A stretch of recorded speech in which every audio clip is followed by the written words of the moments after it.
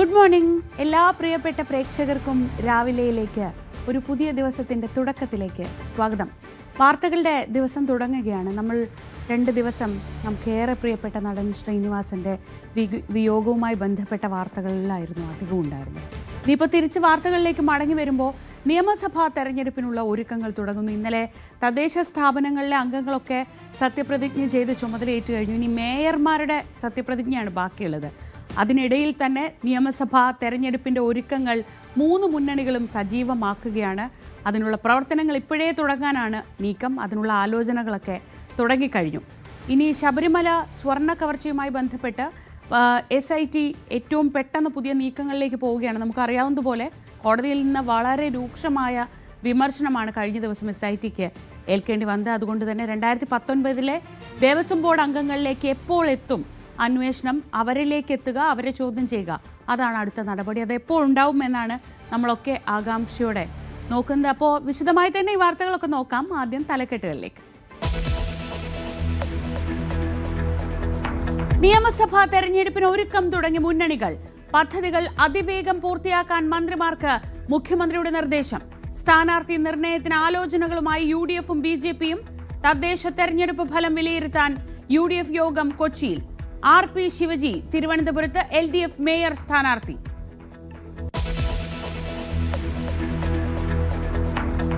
ശബരിമല സ്വർണ്ണക്കൊള്ളയിൽ തുടർ നീക്കങ്ങളുമായി SIT. Smart creation CEO Pankaj ഭണ്ഡാരിയെയും ജ്വല്ലറി ഉടമ ഗോവർദ്ധനെയും കസ്റ്റഡിയിൽ വാങ്ങും. കൊല്ലം വിജിലൻസ് കോടതിയിൽ അപേക്ഷ നൽകും. ഗോവർദ്ധന്റെ ജാമ്യാപേക്ഷ ഇന്ന് ഹൈക്കോടതിയിൽ. പെരിന്തൽമണ്ണയിൽ UDF ഹർത്താൽ. മുസ്ലിം ലീഗ് മണ്ഡലം കമ്മിറ്റി ഓഫീസ് ആക്രമണത്തിൽ പ്രതിഷേധം. ആക്രമിച്ചത് CPM എന്ന ലീഗ് നേതാക്കൾ. 5 പേരെ കസ്റ്റഡിയിലെടുത്ത പോലീസ്.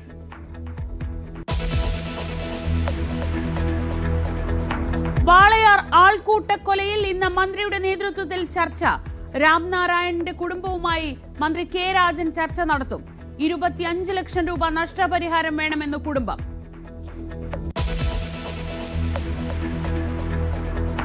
കടുവാഭീതിയിൽ വയനാട്. പുൽപ്പള്ളിയിലെ ആളെ കൊല്ലി കടുവയെ പിടികൂടാനായില്ല. മയക്കുവെടി വെക്കാൻ ഉത്തരവിട്ട് സർക്കാർ. കലാപത്തിയിൽ ബംഗ്ലാദേശ്. സംഘർഷം രൂക്ഷം. ഷെരീഫ് ഉസ്മാൻ ബിൻ ഹാദിയുടെ കൊലയിൽ പ്രതിഷേധം. ഹിന്ദു യുവാവിനെ തല്ലിക്കൊന്ന 12 കലാപകാരികൾ അറസ്റ്റിൽ. ഡൽഹിയിലെ ബംഗ്ലാദേശ് നയതന്ത്ര പ്രതിനിധികളുടെ ജീവന് ഭീഷണി എന്ന റിപ്പോർട്ടുകൾ തള്ളി ഇന്ത്യ.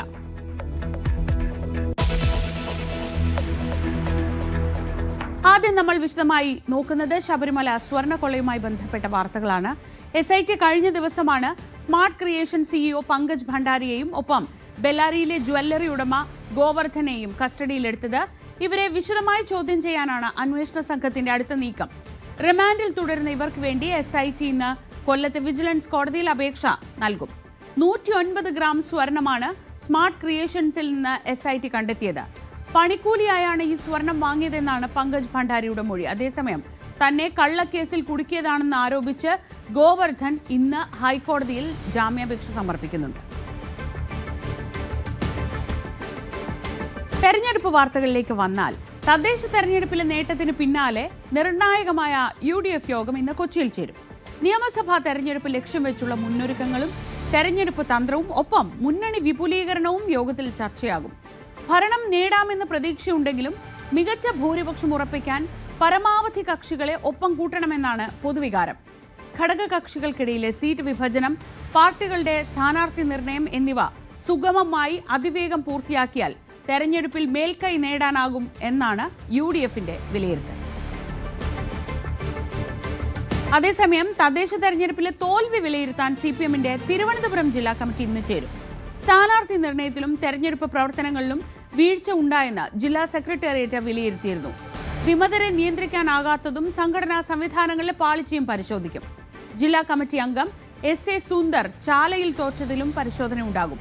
CPIയുമായി അധ്യക്ഷ ഉപാധ്യക്ഷ സ്ഥാനങ്ങളുടെ വീതം വെക്കലും ചർച്ചയാകും. തിരുവനന്തപുരം നഗരസഭയിൽ വളരെ ടൈറ്റ് ഫൈറ്റ് ആണ് നടന്നത്. അവിടെ മേയർ സ്ഥാനത്തേക്ക് മത്സരിക്കാനാണ് CPMന്റെ പുതിയ തീരുമാനം. RP ശിവജിയാണ് CPMന് വേണ്ടി മേയർ സ്ഥാനത്തേക്ക് മത്സരിക്കാതെ മാറി നിൽക്കുന്നത് ഗുണം ചെയ്യില്ലെന്നാണ് പാർട്ടിയിലെ വിലയിരുത്തൽ. ഷെരീഫ് ഉസ്മാൻ ബിൻ ഹാദിയുടെ കൊലപാതകത്തിന് പിന്നാലെ ബംഗ്ലാദേശിലുണ്ടായ കലാപത്തിന് അറുതിയില്ല. രാജ്യവ്യാപകമായി അതിക്രമങ്ങളും സംഘർഷങ്ങളും രൂക്ഷമാവുകയാണ്. ബംഗ്ലാദേശിൽ ഹിന്ദു വിഭാഗത്തിൽപ്പെട്ട ഒരാളെ തല്ലിക്കൊന്ന കേസിൽ 2 പേർ കൂടി അറസ്റ്റിലായി. ഇതോടെ ഇതുമായി ബന്ധപ്പെട്ട് അറസ്റ്റിലായവരുടെ എണ്ണം 12 ആയിരിക്കുന്നു. അതേസമയം ഡൽഹിയിലെ ബംഗ്ലാദേശ് നയതന്ത്ര പ്രതിനിധികളുടെ ജീവൻ ഭീഷണിയിലാണെന്ന ബംഗ്ലാദേശ് മാധ്യമ റിപ്പോർട്ടുകൾ ഇന്ത്യ തള്ളി. വാർത്ത വ്യാജമാണെന്ന് വിദേശകാര്യ മന്ത്രാലയം വ്യക്തമാക്കി. MG മിഥുൻ വിവരങ്ങളുമായി. Mithun, good morning. അവിടെ ജൻസി പ്രക്ഷോഭകനായ ഹാദിയുടെ കൊലപാതകത്തിന് പിന്നാലെ വലിയ രീതിയിലുള്ള പ്രക്ഷോഭമാണ് നമ്മൾ കാണുന്നത്. പക്ഷെ അതിനിടയിൽ ഇന്ത്യയെ ആശങ്കപ്പെടുത്തുന്ന ഒരു കാര്യം, ഇന്ത്യയിലേക്കാണ് ഈ കൊലപാതകങ്ങൾ കടന്നിട്ടുള്ളത് എന്നൊരു വാർത്ത കാട്ടുതീ പോലെ പടരുകയും പ്രക്ഷോഭകരും ഒരു സർക്കാരിന്റെ ഭാഗത്തു നിന്ന് അടക്കം ആ തരത്തിലുള്ള സൂചനകൾ മാധ്യമങ്ങളിൽ അത്തരം വാർത്തകൾ വരുമ്പോൾ സ്വാഭാവികമായും അത് 2 രാജ്യങ്ങൾക്കിടയിലുള്ള ബന്ധത്തെയും ബാധിക്കും. നിലവിലെ അവസ്ഥ എന്താണ്? ഈ ഹിന്ദു യുവാവിനെ കൊന്നതുമായി ബന്ധപ്പെട്ട് ഇന്നലെ പോലീസ് പറഞ്ഞു അത് അയാൾ മതനിന്ദ നടത്തിയിട്ടില്ല എന്ന് വ്യക്തമാക്കിയിരുന്നു. നിലവിൽ അതുമായി ബന്ധപ്പെട്ട അന്വേഷണം എങ്ങനെയാണ് പുരോഗമിക്കുന്നത്? Sreeja, good morning. എന്തായാലും ഈ 2 കേസുകളുമായി ബന്ധപ്പെട്ട അന്വേഷണം വളരെയധികം ഊർജിതമായി തന്നെ മുന്നോട്ട് പോകുന്നുണ്ട്. പക്ഷേ ഈ പ്രതികളെ, അതായത് ഈ 2 കേസിലും കൃത്യമായി പ്രതികളിലേക്ക് എത്താൻ ഇതുവരെയും അന്വേഷണ സംഘത്തിന് സാധിച്ചിട്ടില്ല എന്നുള്ളതാണ് ഏറ്റവും പ്രധാനപ്പെട്ട കാര്യം. അതുകൊണ്ട് തന്നെ ആ പൊട്ടിപ്പുറപ്പെട്ടിട്ടുള്ള ഈ കലാപം ഇപ്പോഴും വളരെ രൂക്ഷമായി തുടരുന്ന കാഴ്ച കാണാൻ സാധിക്കുന്നു. കഴിഞ്ഞ ദിവസം വളരെ ഞെട്ടിപ്പിക്കുന്നതും ഭയപ്പെടുത്തുന്നതുമായ വളരെ പ്രധാനപ്പെട്ട ഒരു വാർത്ത കൂടി അവിടെ പുറത്തു വന്നിട്ടുണ്ടായിരുന്നു. അതായത് ബംഗ്ലാദേശ് നാഷണലിസ്റ്റ് പാർട്ടി നേതാവിൻ്റെ, അതായത് അദ്ദേഹത്തിൻ്റെ വസതി ഈ കലാപകാരികൾ കൈകറിയുകയും ഒപ്പം തന്നെ അവിടെ പെട്രോൾ ഒഴിച്ച് വീടിന് തീയിടുകയും ചെയ്തു. ആ സമയം ഈ BNSന്റെ നേതാവും ഒപ്പം തന്നെ അയാളുടെ 2 മക്കളും പെൺകുട്ടികളും ഉണ്ടായിരുന്നു അതിനകത്ത്. ഒപ്പം തന്നെ ഈ ഇദ്ദേഹത്തിൻ്റെ മാതാവും ഈ ഒരു വീട്ടിൽ ആ സമയം ഉണ്ടായിരുന്നു. രാത്രിയാണ് ഈ കലാപകാരികൾ ഇത്തരത്തിലുള്ളൊരു ആക്രമണം നടത്തുകയും വീടിന് തീയിടുകയും ചെയ്തത്. അതിൽ 7 വയസ്സ് മാത്രം പ്രായമുള്ള ഇദ്ദേഹത്തിൻ്റെ 2ാമത്തെ മകളെ ചുട്ടുകൊന്നിരിക്കുന്നു എന്നുള്ള വളരെ ദയാനകരമായിട്ടുള്ള, വളരെ ഭയപ്പെടുത്തുന്ന, വളരെ ദുഃഖപ്പെടുത്തുന്ന തരത്തിലുള്ള വാർത്തകൾ കൂടി ബംഗ്ലാദേശിൽ നിന്ന് വരുന്നുണ്ട്. അത്രത്തോളം വലിയ കലാപത്തിലേക്ക്, അത്രത്തോളം രൂക്ഷമായ രീതിയിലേക്ക് കാര്യങ്ങൾ പോകുന്നുണ്ട് എന്നുള്ളത് തന്നെയാണ്. പക്ഷേ ഇപ്പോഴും ഈ കലാപം അടിച്ചമർത്താനോ അല്ലെങ്കിൽ അത് ഒരു രമ്യത്തിൽ പരിഹരിക്കാനോ ഒന്നും തന്നെ ഇടക്കാല സർക്കാരായിട്ടുള്ള മുഹമ്മദ് യൂനിസിൻ്റെ നേതൃത്വത്തിലുള്ള സർക്കാരിന് സാധിക്കുന്നില്ല എന്നുള്ളതാണ് ഏറ്റവും പ്രധാനപ്പെട്ട കാര്യം. മറ്റൊന്ന്, ഈ ഹിന്ദു യുവാവിനെ, ന്യൂനപക്ഷങ്ങൾക്ക് നേരെ വലിയ രീതിയിൽ അവിടെ ആക്രമണങ്ങൾ നടക്കുന്നുണ്ട്. അതിൻ്റെ പശ്ചാത്തലത്തിൽ കൂടിയാണ് കഴിഞ്ഞ വ്യാഴാഴ്ച ഇത്തരത്തിലൊരു ഹിന്ദു യുവാവിനെ കൊലപ്പെടുത്തുകയും ആൾക്കൂട്ടങ്ങൾ ഇത്തരത്തിൽ ചേർന്ന് മർദ്ദിച്ച് കൊലപ്പെടുത്തുന്ന സ്ഥിതിവിശേഷം ഉണ്ടാവുകയും ചെയ്തു. ഈ വിഷയത്തിൽ കടുത്ത നിലപാട് ഇന്ത്യ സ്വീകരിച്ച് കഴിയുകയും ചെയ്തു. ഇതിനിടയിൽ തന്നെയാണ് ഇരു രാജ്യങ്ങൾക്കും ഇടയിലുള്ള നയതന്ത്ര ബന്ധം കൂടുതൽ വഷളാകുന്ന തരത്തിലേക്ക് പോവുകയും ചെയ്യുന്നത്. അതിൽ കഴിഞ്ഞ ദിവസം ചില മാധ്യമങ്ങൾ, പ്രത്യേകിച്ച് ബംഗ്ലാദേശിലെ മാധ്യമങ്ങൾ ചില വാർത്തകൾ പുറപ്പെടുവിച്ചിരുന്നു. അത് വ്യാജ വാർത്തയാണെന്ന് സ്ഥിരീകരിച്ചുകൊണ്ട് ഇന്ത്യ തന്നെ രംഗത്ത് വരികയും ചെയ്യുന്നു. അതായത് ബംഗ്ലാദേശിൻ്റെ ന്യൂഡൽഹിയിലുള്ള ഹൈക്കമ്മീഷണറെ തടഞ്ഞു വെക്കുകയും അയാളെ കൊല്ലുമെന്ന് ഭീഷണിപ്പെടുത്തുകയും ചെയ്യുന്നു എന്നുള്ളത് തന്നെയാണ്. അത് ഇത്തരത്തിൽ ഹിന്ദു പ്രവർത്തകർ, അതായത് ഈ ഹിന്ദു മതവിശ്വാസികൾ ആണ് ഇത്തരത്തിലുള്ളൊരു ആക്രമണമായി രംഗത്ത് വരികയും ഒപ്പം തന്നെ അവിടെ വലിയ കലാപ അന്തരീക്ഷം സൃഷ്ടിക്കുന്ന തരത്തിലേക്ക് കാര്യങ്ങൾ പോയി എന്ന് ചൂണ്ടിക്കാണിച്ചുകൊണ്ടായിരുന്നു ഇത്തരത്തിലുള്ളൊരു വാർത്ത പല മാധ്യമങ്ങളിലും, ബംഗ്ലാദേശിലെ മാധ്യമങ്ങളിലും പ്രചരിക്കുകയും ചെയ്ത്. അങ്ങനെയുള്ള വാർത്തകൾ അടിസ്ഥാനരഹിതമാണ്. അങ്ങനെ രീതിയിൽ ഒരു തരത്തിലുമുള്ള ഭീഷണിയോ മറ്റു കാര്യങ്ങളോ ഉണ്ടായിട്ടില്ല എന്നുകൂടി ഇന്ത്യ വ്യക്തമാക്കുകയും ചെയ്യുന്നു. അതേസമയം ബംഗ്ലാദേശിലുള്ള ഇന്ത്യയുടെ കോൺസുലേറ്റിലുള്ള ഉദ്യോഗസ്ഥരെയൊക്കെ മാറ്റി സുരക്ഷിത സ്ഥാനത്തേക്ക് മാറ്റിയിട്ടുണ്ട്. ഒപ്പം തന്നെ അവിടുത്തെ വിസ കേന്ദ്രങ്ങളടക്കം അടച്ചുപൂട്ടുന്ന സ്ഥിതിവിശേഷത്തിലേക്ക് കാര്യങ്ങൾ മാറുകയും ചെയ്തു. എന്തായാലും നിലവിൽ അതിരൂക്ഷമായി അവിടുത്തെ ആഭ്യന്തര കലാപം മാറുന്നുണ്ട് എന്നുള്ളത് തന്നെയാണ്. നമുക്കറിയാം, നേരത്തെ ഷെയ്ഖ് ഹസീനയുമായി ബന്ധപ്പെട്ട അവാമി ലീഗുമായി ബന്ധപ്പെട്ടൊക്കെ ഉയർന്നു വന്നിട്ടുള്ള പ്രശ്നങ്ങൾ, അവരെ പുറത്താക്കുന്നതിന് വേണ്ടി ഏറ്റവും മുൻപന്തിയിൽ നിന്നിട്ടുള്ള വ്യക്തി കൂടിയായിരുന്നു ഈ ഹാദി എന്ന് പറയുന്നത്. ആ ചെറുപ്പക്കാരൻ പൊടുന്നനെ ഡിസംബർ 12-ന് തലയ്ക്ക് വെടിയേറ്റ് ഗുരുതരാവസ്ഥയിലാവുകയും തുടർന്ന് അദ്ദേഹത്തെ സിംഗപ്പൂരിലേക്ക് മാറ്റുകയും ചെയ്തു. അവിടെ വെച്ചാണ് അദ്ദേഹത്തിൻ്റെ മരണം സ്ഥിരീകരിക്കുകയും ചെയ്തത്. പിന്നാലെയാണ് ഇത്തരത്തിൽ ജൻസി പ്രക്ഷോഭം എന്ന രീതിയിൽ വലിയ രീതിയിൽ കലാപത്തിലേക്ക് ബംഗ്ലാദേശ് മാറുകയും ചെയ്യുന്ന സ്ഥിതിവിശേഷത്തിലേക്ക് എത്തുകയും ചെയ്തത്. എന്തായാലും ഇപ്പോഴും കലാപം ആക്രമണത്തിന് ഒരു അറുതി വരുത്താൻ ഇഴക്കാൻ സർക്കാരിന് സാധിച്ചിട്ടില്ല. അതിനിടെ ബംഗ്ലാദേശിന്റെ അടുത്ത ഇലക്ഷൻ കൂടി പ്രഖ്യാപിച്ചിരിക്കുന്ന ഒരു സാഹചര്യമുണ്ട്. ഫെബ്രുവരി 12-നാണ് അവിടുത്തെ പുതിയ സർക്കാരിനെ തിരഞ്ഞെടുക്കുന്നതിന് വേണ്ടിയിട്ടുള്ള തെരഞ്ഞെടുപ്പ് തീയതി പ്രഖ്യാപിക്കുകയും ചെയ്തിരിക്കുന്നത്. പക്ഷേ നിലവിലെ സാഹചര്യത്തിൽ ഏകദേശം 1.5 മാസം കൂടി മാത്രമേ സമയമുള്ളൂ എന്നുള്ളത് തന്നെയാണ്. ആ കാലയളവിനുള്ളിൽ തന്നെ ഇപ്പോൾ പൊട്ടിപ്പുറപ്പെട്ടിരിക്കുന്ന ഈ പ്രശ്നങ്ങൾ അവസാനിപ്പിക്കുന്നതിന് വേണ്ടിയുള്ള ഏതെങ്കിലും തരത്തിലുള്ള നടപടികൾ ഉടൻ കൈക്കൊണ്ടേ പറ്റൂ. ഒപ്പം തന്നെ ഷെയ്ഖ് ഹസീനെ വിട്ടു നൽകണമെന്നുള്ള ആവശ്യം വളരെയധികം ഇത്തരത്തിൽ ഇന്ത്യയുടെ ആവശ്യവുമായി ബംഗ്ലാദേശ് രംഗത്ത് വരുന്നുണ്ട്. മറ്റൊന്ന് ഈ അക്രമികൾ, അതായത് ഈ ഹാദിയെ കൊലപ്പെടുത്തിയതും ഒപ്പം തന്നെ ഈ പറയുന്ന ഹിന്ദു യുവാവിനെ കൊലപ്പെടുത്തിയിട്ടുള്ള ആക്രമണങ്ങളൊക്കെ ഇന്ത്യയിലേക്ക് കടന്നിട്ടുണ്ട് എന്നുള്ള ചില ആരോപണങ്ങളാണ് ബംഗ്ലാദേശിന്റെ ഭാഗത്തു നിന്ന് വരുന്നത്. പക്ഷേ എന്തായാലും കൃത്യമായ മറുപടി വിദേശകാര്യ മന്ത്രാലയത്തിന്റെ ഭാഗത്തു നിന്നുണ്ട്. അങ്ങനെ ആരെങ്കിലും കടന്നിട്ടുണ്ട് എങ്കിൽ അത് കൃത്യമായി അവരെ നിയമത്തിന് മുന്നിലേക്ക് കൊണ്ടുവരാനുള്ള അതിൻ്റെ ഏത് സഹായവും ഇന്ത്യ വാഗ്ദാനം ചെയ്യുന്നുണ്ട്. പക്ഷേ നിലവിലെ സാഹചര്യത്തിൽ അങ്ങനെ ഒരു സാധ്യതയില്ല, അങ്ങനെ ഒരു കടന്നുകയറ്റം ഉണ്ടായിട്ടില്ല എന്ന് തന്നെയാണ് ഇന്ത്യ ഉറച്ചു നിൽക്കുകയും ചെയ്യുന്നത് ഈ ഒരു വിഷയത്തിൽ എന്നുള്ളത് തന്നെയാണ്. നിലവിലെ സാഹചര്യത്തിൽ വീണ്ടും കടുത്ത നടപടികളിലേക്ക് പോവുകയും ചെയ്യുന്നു. എന്തായാലും സേന ഉൾപ്പെടെ അവിടെ വിവിധയിടങ്ങളിൽ ക്യാമ്പ് ചെയ്യുകയും ഈ അക്രമങ്ങളെ അടിച്ചമർത്തുന്നതിന് വേണ്ടിയൊക്കെ ശ്രമം നടത്തുന്നുണ്ട് എങ്കിൽ പോലും തന്നെ ഈ രാത്രി വൈകിയാണ് ഇത്തരത്തിൽ ആക്രമണങ്ങൾ വളരെയധികം രൂക്ഷമാകുന്നതെന്നാണ് ഇത്തരത്തിൽ അവിടുത്തെ മാധ്യമങ്ങൾക്ക് റിപ്പോർട്ട് ചെയ്യുകയും ചെയ്യുന്നത്. അതുകൊണ്ട് തന്നെ ആ സമയത്ത് ഇരുട്ടിലും ഒക്കെ നിന്നുകൊണ്ട് ആളുകൾ പല വീടിനും തീയിടുന്നു, പലരെയും ആക്രമിക്കുന്നു, പലർക്കും ഗുരുതരമായ ഇത്തരത്തിൽ ആക്രമണത്തിൽ പരിക്കേൽക്കുന്നു. പ്രത്യേകിച്ച് ഈ അവാമി ലീഗിലെ നേതാക്കളെ ലക്ഷ്യമിട്ടുകൊണ്ടാണ് ഈ ആക്രമണകാരികൾ ഏറ്റവും കൂടുതൽ ആക്രമണങ്ങൾ നടത്തുകയും ചെയ്യുന്നു എന്നുള്ളത് തന്നെയാണ്. എന്തായാലും നിലവിലെ സാഹചര്യത്തിൽ ഈ ഹിന്ദു യുവാവിനെ കൊലപ്പെടുത്തിയ കേസിൽ 12 പേർ, കഴിഞ്ഞ ദിവസം കൂടി 2 പേർ രാത്രിയോടുകൂടി അറസ്റ്റിലായിരുന്നു. ഈ 12 പേർ ഇപ്പോൾ പോലീസിന്റെ കസ്റ്റഡിയിലുണ്ട്. മറ്റ് ആളുകളെ കൂടി ഉടൻ തന്നെ നിയമത്തിന് മുന്നിലേക്ക് കൊണ്ടുവരുമെന്ന് തന്നെയാണ് മുഹമ്മദ് യൂനിസിന്റെ സർക്കാർ വ്യക്തമാക്കുകയും ചെയ്തിരിക്കുന്നത്. എന്തായാലും നിലവിൽ ഈ ആക്രമണങ്ങൾക്ക് ഒരു തരത്തിലും അയവില്ലാതെ മുന്നോട്ട് പോവുകയാണ്. ശ്രീ MG മിഥുനാണ് വിവരങ്ങൾ നൽകിയത്. ഇനി നമ്മൾ പാകിസ്ഥാനിലേക്കാണ് പോകുന്നത്. തോഷഖാന കേസിലെ വിധിക്കെതിരെ ഇസ്ലാമാബാദ് ഹൈക്കോടതിയെ സമീപിക്കാൻ ഒരുങ്ങി ഇമ്രാൻഖാൻ. രാജ്യവ്യാപക പ്രതിഷേധങ്ങൾക്കും പാകിസ്ഥാൻ മുൻ പ്രധാനമന്ത്രി ആഹ്വാനം ചെയ്തിട്ടുണ്ട്. അധികാരത്തിലിരിക്കെ ലഭിച്ച സമ്മാനങ്ങളുമായി ബന്ധപ്പെട്ട അഴിമതി കേസിൽ ഇമ്രാൻഖാനും ഭാര്യ ബുഷ്ര ബീബിക്കും പാകിസ്ഥാൻ കോടതി 17 വർഷം തടവ് ശിക്ഷയാണ് വിധിച്ചത്. പാകിസ്ഥാൻ തെഹ്രീക്ക് ഇൻസാഫ് പാർട്ടി സ്ഥാപകൻ ജയിലിൽ തന്നെ തുടരുകയാണ്.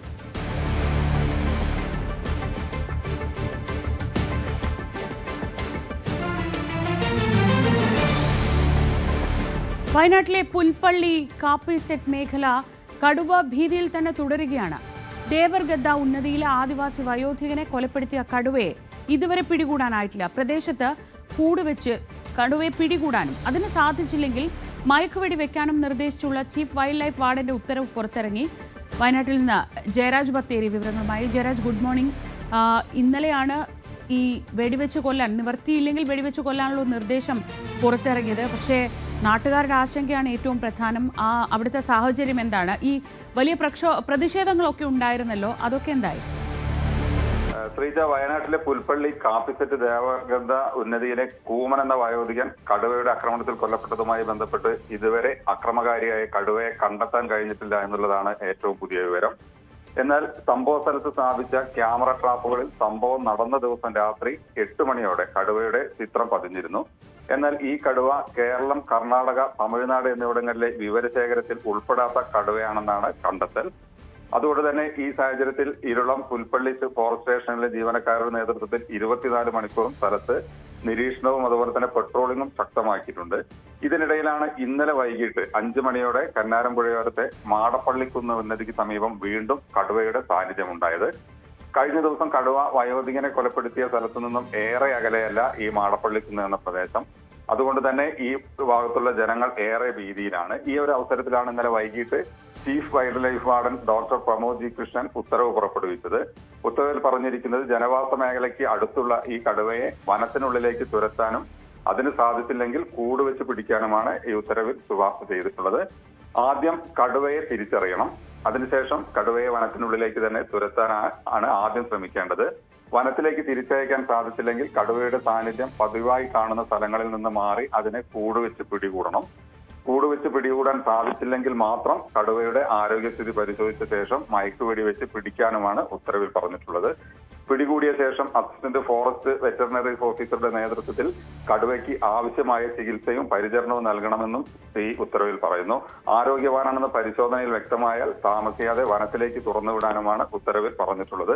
എന്തായാലും ശ്രീജ, ഇപ്പോൾ സംഭവ സ്ഥലത്ത് കൂട് സ്ഥാപിച്ചു കഴിഞ്ഞു. അതുപോലെ തന്നെ പട്രോളിംഗും ഉണ്ട്. ജനങ്ങൾ തീർത്തും ഭീതിയിലാണ്. കാരണം കഴിഞ്ഞ ദിവസം ഒരാളെ കൊന്നതിനോട് അടുത്ത് തന്നെയാണ് ഈ കടുവ എന്നുള്ളതാണ് ഏറ്റവും പ്രധാനമായിട്ടുള്ളത്.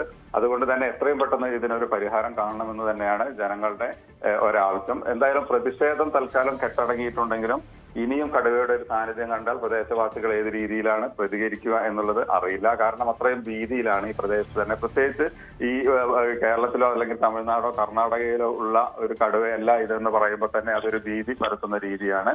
എന്തായാലും ഇന്നും ശക്തമായി തിരച്ചിൽ നടത്തും. കൂട് സ്ഥാപിച്ചു കഴിഞ്ഞിട്ടുണ്ട്. കൂട്ടിൽ കയറിയില്ലെങ്കിൽ തീർച്ചയായും മയക്കുവെടി വെച്ച് പിടികൂടാൻ തന്നെയാണ് വനവകുപ്പിന്റെ ഒരു തീരുമാനമായിട്ട് ഇപ്പോൾ നമുക്കറിയുന്നത്.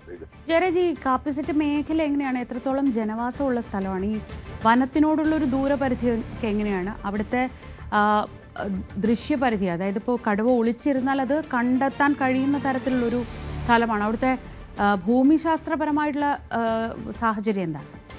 തീർച്ചയായും ഇത് വനത്തിനോട് ചേർന്ന ഒരു സ്ഥലമാണ്. ഇത് അവർ എന്താന്ന് പറയുന്ന സ്ഥലം, അല്ലെങ്കിൽ കാപ്പിസെറ്റ് എന്ന് പറയുന്ന സ്ഥലം. എന്നാൽ കൂടിയും ജനവാസ മേഖലയാണ്. കൂടുതലുമായി ആദിവാസികൾ ഉൾപ്പെടുന്ന ആളുകളാണ്, അല്ലെങ്കിൽ ആദിവാസി ഉന്നതികളാണ് ഈ ഭാഗങ്ങളിലുള്ളത്. അതുപോലെ തന്നെ സാധാരണ ആളുകളും കർഷകരും ഒക്കെ ജീവിക്കുന്ന സ്ഥലം തന്നെയാണ്. എന്നാലും കാടിനോട് തൊട്ടടുത്ത് എന്ന് പറയാൻ കഴിയില്ല. കാടുമായി ഏകദേശം 2-3 കിലോമീറ്റർ ദൂരത്താണ്. എങ്കിൽ പോലും വന്യമൃഗങ്ങൾ ഇറങ്ങാനുള്ള ഒരു സാഹചര്യമൊക്കെ ഉള്ള സ്ഥലമാണെങ്കിൽ പോലും അത്തരത്തിൽ വന്യമൃഗങ്ങളെ ഒന്നും കാണാറില്ല എന്നാണ് അവിടെയുള്ള ഉന്നതിയിലെ ആളുകളൊക്കെ പറയുന്നത്. നമ്മൾ നേരത്തെ പറഞ്ഞതുപോലെ ഇപ്പോ കടുവയുടെ ഒരു പ്രജനന കാലമാണ്. അതുകൊണ്ട് കടുവ എവിടുന്ന് വരും അല്ലെങ്കിൽ എപ്പോൾ വരും എന്നുള്ളത് നമുക്ക് തീർത്തും പറയാൻ കഴിയില്ല. കാരണം ഇണ തേടിയും അതുപോലെ തന്നെ ഇണ ചേരുന്നതിനുമൊക്കെയായി കടുവ സന്ദർശിക്കുന്ന ഒരു സമയം കൂടിയാണ് എന്നുള്ളത് കൊണ്ട് തന്നെയാണ് ഈ കടുവയുടെ ഒരു സാന്നിധ്യം. അത് തന്നെ നമുക്ക് മനസ്സിലാകാം. ഈ കടുവ എവിടെയുള്ള കടുവയാണെന്ന് ഇതുവരെ പിടികിട്ടാത്തതും ഒരു ആശങ്ക ആയി തന്നെ കാണുന്നുണ്ട്. എന്തായാലും ഈ ഭാഗങ്ങൾ ജനവാസ കേന്ദ്രം തന്നെയാണ്. ശ്രീജ, ശരി, ഇപ്പോൾ ഈ വനം വകുപ്പ് ഉദ്യോഗസ്ഥരുടെ നേതൃത്വത്തിൽ ഏത് തരത്തിലുള്ള പരിശോധനയാണ്? പകൽ സമയത്തുള്ള പരിശോധനയാണോ? എങ്ങനെയാണ് പരിശോധന? അതിനോട് ഈ നാട്ടുകാരൊക്കെ സഹകരിക്കുന്നുണ്ടോ? അവരോട് ഉള്ളൊരു പ്രതിഷേധമൊക്കെ മാറി ഈ അന്വേഷണത്തിന് നാട്ടുകാർ സഹകരിക്കുന്നൊരു സാഹചര്യമായിട്ടുണ്ടോ? തീർച്ചയായും കഴിഞ്ഞ ദിവസം ഈ പ്രതിഷേധം അവരുടെ പ്രധാനപ്പെട്ട ആവശ്യം പണം കൂടുതൽ വേണമെന്നുള്ളതായിരുന്നു. പക്ഷെ അതിന്റെ സാങ്കേതിക തടസ്സങ്ങളെല്ലാം അവരെ പറഞ്ഞ് മനസ്സിലാക്കിയിട്ടുണ്ട്. അങ്ങനെയാണ് ഇന്നലെ 10 ലക്ഷം രൂപ കൊടുക്കാനുള്ള തീരുമാനവും 6 ലക്ഷം രൂപ കൈമാറിയതും. എങ്കിലും അവിടെ കളക്ടർ സന്ദർശിക്കണം, അല്ലെങ്കിൽ കളക്ടറോട് കാര്യങ്ങൾ പറയാനുണ്ട് എന്നാണ് ഉന്നതിയിലെ ആളുകൾ പറയുന്നത്. അതിന്റെ പേരിലായിരുന്നു ഇന്നലെ ഉണ്ടായിരുന്ന, അല്ലെങ്കിൽ നല്ല പ്രതിഷേധം തന്നെയായിരുന്നു. പ്രത്യേകിച്ച് ഉന്നതിയിലെ ആളുകൾ കളക്ടർക്ക് എന്തുകൊണ്ട് ഇവിടെ സന്ദർശിച്ചുകൂടാ എന്നുള്ളത്. പക്ഷെ ഇന്നലത്തെ സത്യപ്രതിജ്ഞ സാഹചര്യമൊക്കെ കൊണ്ടാണ് കളക്ടർക്ക് സംഭവസ്ഥലം സന്ദർശിക്കാൻ കഴിയാതിരുന്നത്.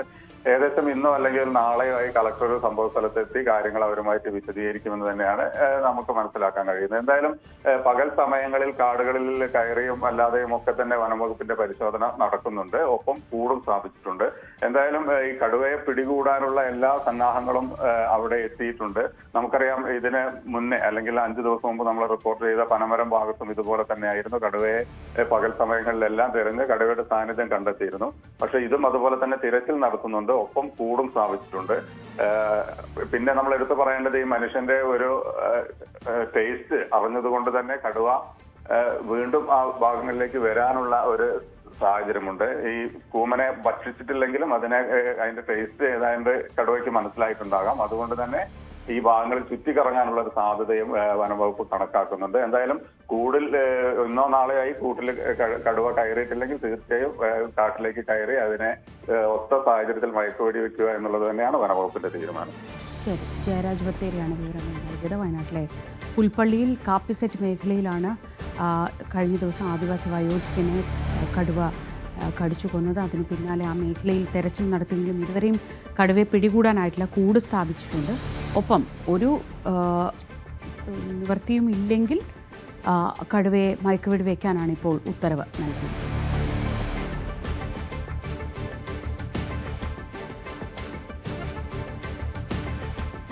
ഇന്നലെ വൈകിട്ടാണ് പെരിന്തൽമണ്ണയിൽ അത്ര നല്ലതല്ലാത്ത രീതിയിലുള്ള ഒരു അക്രമമൊക്കെ ഉണ്ടായത്. പെരിന്തൽമണ്ണയിൽ അതേ തുടർന്ന് ഇന്ന് UDF ഹർത്താലാണ്. മുസ്ലിം ലീഗിൻ്റെ മണ്ഡലം കമ്മിറ്റി ഓഫീസ് ഇന്നലെ രാത്രി ഒരു കൂട്ടം ആളുകൾ ആക്രമിക്കുകയായിരുന്നു. ഇത് CPM പ്രവർത്തകരാണെന്ന് ആരോപിച്ചാണ് ഹർത്താലിന് ആഹ്വാനം ചെയ്തിരിക്കുന്നത്. ഇന്നലെ വൈകിട്ട് നടന്ന UDF വിജയാഘോഷത്തിനിടെ CPM ഓഫീസിന് നേരെ കല്ലേറുണ്ടായെന്ന് ആരോപിച്ച് LDF നടത്തിയ പ്രതിഷേധ പ്രകടനത്തിനിടെയാണ് ലീഗ് ഓഫീസിന് നേരെ ആക്രമണമുണ്ടായത്. ലീഗ് ഓഫീസ് ആക്രമിച്ച 5 പേരെ കസ്റ്റഡിയിലെടുത്തതായി പോലീസ് അറിയിച്ചു. CV അനുമോദ് വിവരങ്ങളുമായി. Anumod, good morning. ചരിത്രപരമായ ഒരു വിജയമാണ് പെരിന്തൽമണ്ണയിൽ UDF നേടിയത്.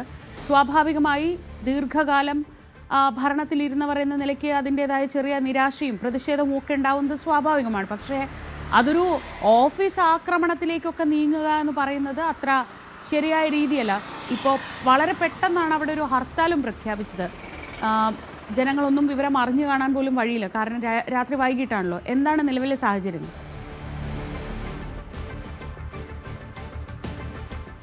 ശ്രീജ, ഇന്നലെ രാത്രിയാണ് ശ്രീജ പറഞ്ഞതുപോലെ ഈ സംഭവങ്ങൾക്കെല്ലാം തുടക്കമാവുന്നത്.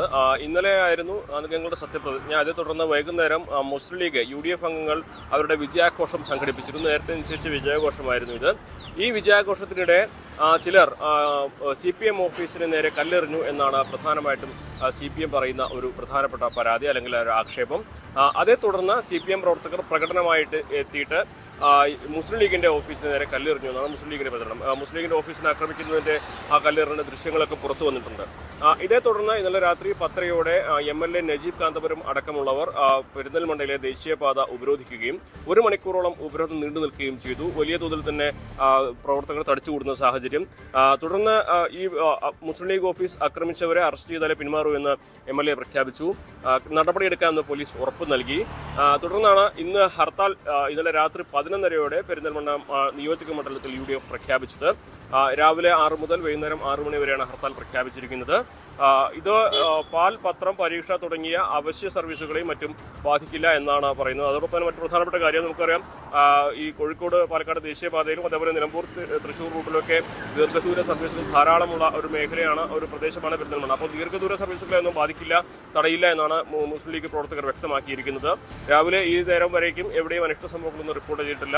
KSRTCയുടെ സർവീസുകൾ സാധാരണ പോലെ തന്നെ ഇതുവരെയും സർവീസ് നടത്തുന്നുണ്ട്. സ്വകാര്യ ബസ്സുകളും അപൂർവമായിട്ട് നിരത്തിലിറങ്ങുന്നുണ്ട്. നമുക്കറിയാം, പെരിന്തൽമണ്ണ തൊട്ടപ്പുറത്താണ് അങ്ങാടിപ്പുറം മങ്കട നിയോജക മണ്ഡലമാണ്. അപ്പോൾ ഒരുപക്ഷെ വളാഞ്ചേരിയിൽ നിന്നും കോട്ടയ്ക്കൽ നിന്നും മഞ്ചേരിയിൽ നിന്നുള്ള വാഹനങ്ങൾ അങ്ങാടിപ്പുറം വരെ തിരിച്ചു പോകാനാണ് സാധ്യതയുള്ളത്.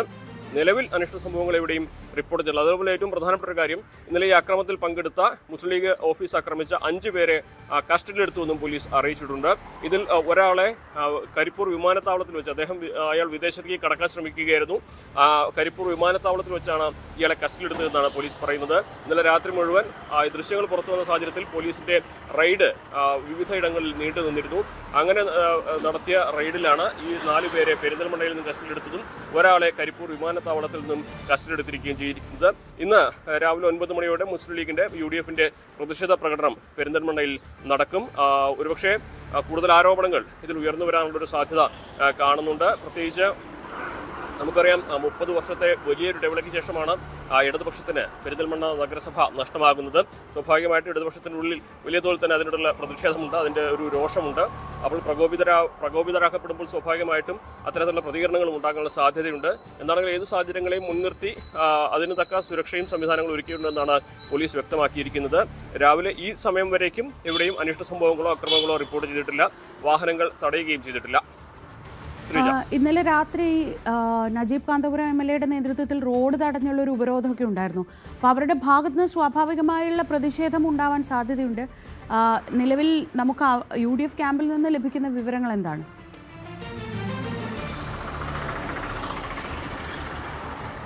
വലിയ തോതിൽ തന്നെ പ്രതിഷേധമാണ് ഇവിടെ നടക്കാൻ പോകുന്നത് എന്ന് തന്നെയാണ് UDFന്റെ സൂചന, UDF നൽകുന്ന സൂചന. നമുക്കറിയാം, UDFനെ സംബന്ധിച്ച് മലപ്പുറം ജില്ല മുഴുവൻ തൂത്തുവാരിയതിനേക്കാൾ വലിയ ആത്മവിശ്വാസമാണ് പെരിന്തൽമണ്ണ നഗരസഭ പിടിച്ചതുകൊണ്ട് ഉണ്ടായിരിക്കുന്നത്. മാത്രമല്ല, പെരിന്തൽമണ്ണ നിയോജക മണ്ഡലത്തിലെ എല്ലായിടത്തും UDFന് കൃത്യമായ മാർജിനിൽ ഭൂരിപക്ഷം നേടാനും വിജയം നേടാനും സാധിച്ചിട്ടുണ്ട്. അത് വലിയൊരു ആത്മവിശ്വാസമാണ് നൽകുന്നത്. അങ്ങനെ UDF അതിൻ്റെ ആത്മവിശ്വാസത്തിൽ ആവേശത്തിൽ നിൽക്കുമ്പോഴാണ് ഇവിടെ അവർക്ക് നേരെ, അവരുടെ ഓഫീസിന് നേരെ കല്ലേറുണ്ടാകുന്നതും ഓഫീസിൽ നാശനഷ്ടങ്ങൾ ഉണ്ടാകും. സ്വാഭാവികമായിട്ടും വലിയ പ്രതിഷേധം ഇന്നലെ രാത്രി തന്നെ അതിലുണ്ടായതാണ്. ഇന്നിപ്പോൾ ഒരുപക്ഷെ സംസ്ഥാന വ്യാപകമായിട്ട് ഇതിന്റെ പ്രതികരണങ്ങൾ വരാനുള്ള സാധ്യത തള്ളിക്കളയാനാകില്ല. ഒരുപക്ഷെ സംസ്ഥാന തലത്തിലുള്ള നേതാക്കളെ പെരിന്തൽമണ്ണയിലേക്ക് കൊണ്ടുവരാനുള്ള പ്രതിഷേധമായി കൊണ്ടുവരാനുള്ള നീക്കങ്ങളും ഉണ്ടാകുമെന്നാണ് സൂചന. എന്നാണെങ്കിലും വലിയ തോതിൽ തന്നെ UDF ഇത് രാഷ്ട്രീയ ആയുധമാക്കും എന്ന കാര്യത്തിൽ യാതൊരു സംശയവുമില്ല. LDFന്റെ CPMന്റെ ആക്രമം അതിനെതിരെ ഒരു തുടങ്ങാൻ പോകുന്ന വലിയ പ്രതിഷേധങ്ങളുടെ ഒരു തുടക്കം മാത്രമാണ് ഈ ഹർത്താൽ എന്ന തരത്തിൽ തന്നെയാണ് UDF ഇന്നത്തെ ദിവസത്തെ ഹർത്താലിനെ പ്രഖ്യാപിച്ചിരിക്കുന്നത്. പെട്ടെന്ന് പ്രഖ്യാപിച്ചതുകൊണ്ടുണ്ടാകുന്ന ബുദ്ധിമുട്ടുകൾ സ്വാഭാവികമായിട്ടുണ്ട്. നമുക്കറിയാം പെരിന്തൽമണ്ണ ഒരുപാട് വിദൂരത്തു നിന്നുള്ള യാത്രക്കാരും അതുപോലെ അന്യസംസ്ഥാനത്തു നിന്നുള്ള തീർത്ഥാടകരൊക്കെ കടന്നു പോകുന്ന ഒരു മേഖല കൂടിയാണ്. അപ്പോൾ അങ്ങനെയുള്ള ആർക്കും തന്നെ ബുദ്ധിമുട്ടുകൾ ഉണ്ടാവില്ല. കടകമ്പോളങ്ങൾ പൂർണ്ണമായി അടച്ച് സഹകരിക്കണം. അതേപോലെ സ്വകാര്യ ബസ്സുകളും മറ്റും നിരത്തിലിറക്കരുത് എന്നൊരു അഭ്യർത്ഥനയാണ് UDF പ്രവർത്തകർ നടത്തിയിട്ടുള്ളത്. പക്ഷേ ഇതെത്രമാത്രം ഈ അഭ്യർത്ഥന വരും മണിക്കൂറുകളിൽ മാറും, ഈ യാത്രക്കാർക്ക് നേരെ കയ്യേറ്റമുണ്ടാകുമോ, കട തുറന്നവർക്ക് നേരെ മറ്റെന്തെങ്കിലും പ്രശ്നങ്ങൾ ഉണ്ടാകുമോ എന്നുള്ളത് കണ്ടു തന്നെ അറിയേണ്ടതാണ്. നിലവിലെ സാഹചര്യത്തിൽ സമാധാനപൂർണ്ണമായ ഒരു പ്രതിഷേധമാണ് രേഖപ്പെടുത്തുന്ന ഉദ്ദേശിക്കുന്നതെന്ന് UDF പറയുമ്പോഴും ഇന്നലത്തെ സംഭവങ്ങളുടെ പശ്ചാത്തലത്തിൽ അത് എത്രമാത്രം നിയന്ത്രിക്കാൻ കഴിയും എന്ന് കണ്ടു തന്നെ അറിയേണ്ടതാണ്. ശ്രീജ, CV അനുമോദാണ് വിവരങ്ങൾ നൽകിയത്. ഇന്നലെയാണ് വലിയ രീതിയിൽ പ്രതിഷേധമൊക്കെ രാത്രി ഉണ്ടായത്. ഇതേ തുടർന്നാണ് ഇപ്പോൾ പെരിന്തൽമണ്ണയിൽ ഇന്ന് UDF ഹർത്താൽ പ്രഖ്യാപിച്ചിട്ടുള്ളത്. ജനങ്ങളൊന്നും അറിഞ്ഞു കാണില്ല. ഇന്നലെ രാത്രി വൈകിയ ശേഷമുണ്ടായ സംഭവ വികാസങ്ങളാണ്. ഇപ്പോൾ സ്വാഭാവികമായും പെരിന്തൽമണ്ണ നിരവധി ആശുപത്രികളൊക്കെ ഉള്ള സ്ഥലമാണ്, ഒരു പ്രധാന റോഡാണ്. അപ്പോൾ സ്വാഭാവികമായി അവിടെ ഉണ്ടാകുന്ന ബുദ്ധിമുട്ടുകൾ ജനങ്ങൾ എന്തായാലും അനുഭവിക്കേണ്ടി വരും എന്നത് ശ്രദ്ധയിൽപ്പെടുത്തുകയാണ്. ഇനി മറ്റൊരു പ്രധാനപ്പെട്ട വാർത്ത. പാലക്കാട് വാളയാറിൽ ആൾക്കൂട്ട ആക്രമണത്തിൽ കൊല്ലപ്പെട്ട റാം നാരായൺ ബഗേലിയുടെ മൃതദേഹം ഏറ്റെടുക്കാൻ കുടുംബം ഇപ്പോഴും തയ്യാറായിട്ടില്ല. ഇന്നലെ നടന്ന ചർച്ചയിൽ ധാരണയായില്ല. 25 ലക്ഷം രൂപ നഷ്ടപരിഹാരം വേണമെന്നാണ് കുടുംബത്തിന്റെ ആവശ്യം. 10 ലക്ഷത്തിൽ കുറയാത്ത നഷ്ടപരിഹാരം കുടുംബത്തിന് നൽകുമെന്നാണ് അധികൃതർ അറിയിച്ചിരിക്കുന്നത്. തൃശൂർ മെഡിക്കൽ കോളേജിൽ കുടുംബവുമായി നടത്തിയ ചർച്ചയിൽ പാലക്കാട് RDO പ്രത്യേക അന്വേഷണ സംഘത്തെ നിയോഗിക്കുമെന്നും കൊലപാതകം ഉൾപ്പെടെയുള്ള വകുപ്പുകൾ ചുമത്തുമെന്നും ഉറപ്പ് നൽകിയിട്ടുണ്ട്. തൃശൂർ ജില്ലാ സബ് കളക്ടറും കുടുംബവുമായി ചർച്ച നടത്തി. ഇതേ തുടർന്നാണ് രാത്രി ഏറെ വൈകി പ്രതിഷേധം അവസാനിപ്പിക്കാൻ കുടുംബം തയ്യാറായത്. ഇന്ന് മന്ത്രി K രാജന്റെ അധ്യക്ഷതയിൽ നടക്കുന്ന ചർച്ചയിൽ അനുകൂല തീരുമാനമുണ്ടായാലേ മൃതദേഹം ഏറ്റെടുക്കൂ എന്ന നിലപാടിലാണ് കുടുംബം ഉള്ളത്.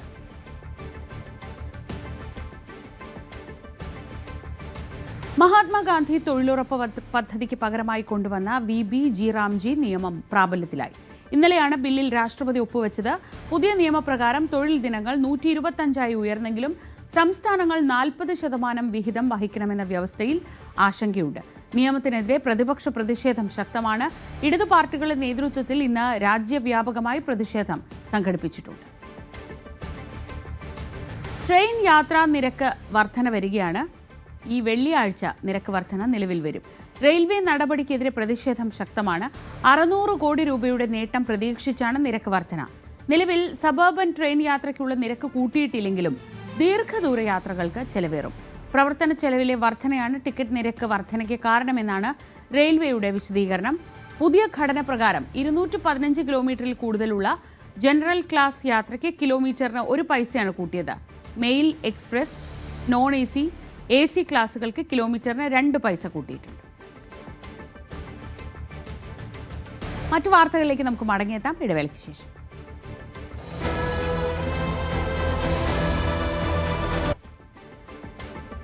ക്രിസ്തുമസിന് ദിവസങ്ങൾ മാത്രമേ ഇനി ബാക്കിയുള്ളൂ. എല്ലാവരും നാടൊക്കെ ഒരു ക്രിസ്മസ് ആഘോഷത്തിൻ്റെ മൂഡിലേക്ക് പോയി കഴിഞ്ഞു. ഇനി സ്കൂളുകളിലൊക്കെ ഇപ്പോൾ ക്രിസ്മസ് ആഘോഷം നടക്കുകയാണ്. സാന്റാക്ലോസും കലാപരിപാടികളും ഒക്കെയായി കേക്ക് മുറിച്ചൊക്കെ പട്ടാമ്പി GMLP സ്കൂളിൽ നടന്ന ക്രിസ്മസ് ആഘോഷം ആവേശമായി മാറി. നമുക്ക് പട്ടാമ്പി ഗവൺമെൻറ് മോഡൽ LP സ്കൂളിലെ ക്രിസ്മസ് ആഘോഷം കാണാം.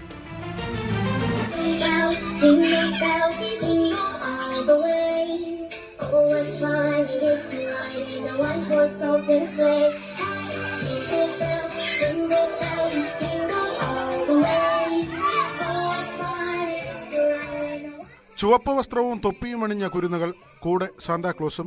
പുൽക്കൂടും അലങ്കരിച്ച ട്രീയുമൊക്കെയായി പട്ടാമ്പി GMLP സ്കൂളിൽ സംഘടിപ്പിച്ച ക്രിസ്മസ് ആഘോഷമാണ് ആവേശമായത്.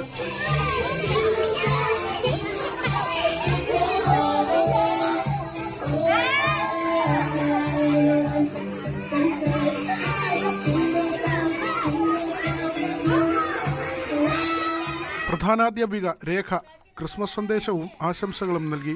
തുടർന്ന് PTA പ്രസിഡന്റ് മൻസൂർ കേക്ക് മുറിച്ചു. അധ്യാപകർ, PTA ഭാരവാഹികൾ, പൂർവ്വ വിദ്യാർത്ഥികൾ തുടങ്ങിയവർ പങ്കെടുത്തു. ന്യൂസ് 18 പട്ടാമ്പി. വയനാട്ടിൽ കടുവയുടെ ആശങ്കയാണെങ്കിൽ പത്തനംതിട്ട വടശ്ശേരിക്കര കുമ്പളത്താമണ്ണിൽ കടുവ കെണിയിൽ വീണു. പ്രദേശത്ത് സ്ഥാപിച്ചിരുന്ന കൂട്ടിലാണ് കടുവ കുടുങ്ങിയത്. നിരവധി വളർത്തുമൃഗങ്ങളെ നേരത്തെ കടുവ കൊന്നിരുന്നു.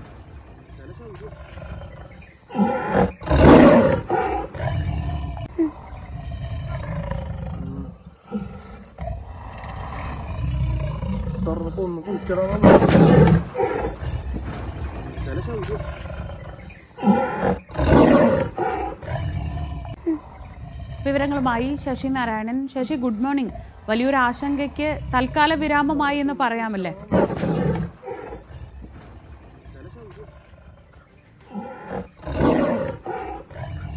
ഹലോ. വലിയൊരു ആശങ്കയ്ക്ക് നാട്ടുകാരുടെ ആ ഭാഗത്തുള്ള നാട്ടുകാരുടെ ഒരു ആശങ്കയ്ക്ക് തൽക്കാലം പരിഹാരമായി എന്ന് പറയാമല്ലേ?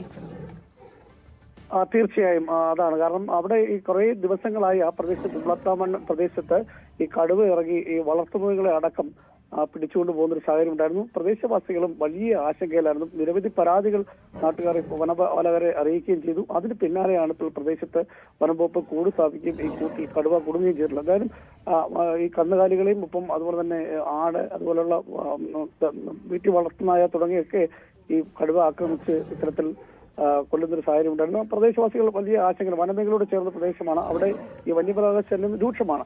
അത് കടുവയായാലും പുലിയായാലും ആനയായാലും ഒക്കെ ഇറങ്ങുന്നൊരു മേഖല കൂടിയാണ് ഈ വടശ്ശേരിക്കര കുമ്പളത്താമണ്ണ് എന്ന് പറഞ്ഞാൽ മലയോര മേഖലയാണ്. അവിടെ ഈ ട്രാഫിക്കിലൊക്കെ രാവിലെ ആളുകൾ പോകുമ്പോൾ, തൊഴിൽ പോകുമ്പോൾ വളരെ ഭയത്തോടു കൂടിയാണ് പോകുന്നത്. അങ്ങനെയുള്ള സാഹചര്യത്തിൽ തുടർച്ചയായിട്ട് ഇത്തരത്തിൽ കടുവയുടെ ആക്രമണത്തിന് ഈ വീട്ടിൽ വളർത്തിയ മൃഗങ്ങളെല്ലാം പിടിച്ചുകൊണ്ട് പോകുന്ന ഒരു സാഹചര്യം ഉണ്ടായിരുന്നു. അതിൽ ആശങ്കയിലായിരുന്നു പ്രദേശവാസികൾ. അങ്ങനെ വനംവകുപ്പ് പ്രദേശത്തെ പെട്രോളിംഗ് നടത്തുകയും പിന്നീട് കൂട് സ്ഥാപിക്കുകയും ചെയ്തു. ആ കൂട് സ്ഥാപിച്ചത് ആ കൂട്ടിലാണ് ഇപ്പോൾ കടുവ വീണിരിക്കുന്നത്. എന്തായാലും തുടർ നടപടികൾ ഇപ്പോൾ ഉടൻ തന്നെ ഉണ്ടാവും. അവിടെ നിന്നും രാവിലെയാണ് കടുവ വീണ കാര്യങ്ങൾ വനപാലകരുടെ ശ്രദ്ധയിൽപ്പെട്ടത്. അവിടെ നിന്നും കടുവയെ ഈ ഒരുപക്ഷെ ഗവി വനമേഖലയിലെങ്ങാണം ആ പ്രദേശത്താണ് സാധാരണ പിടികൂടുന്ന മൃഗങ്ങളെ കൊണ്ട് വിടുന്നത്. അവിടേക്കായിരിക്കും ചിലപ്പോൾ ഒരുപക്ഷെ കൊണ്ടുവിടാൻ സാധ്യതയുള്ളത്.